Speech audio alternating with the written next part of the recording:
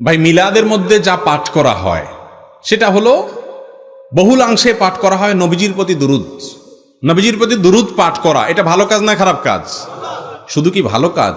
রাসূল করিম সাল্লাল্লাহু আলাইহি ওয়াসাল্লাম বলেছেন, মান সাল্লা আলাইয়া মাররাতান সাল্লাল্লাহু আলাইহি আশরা।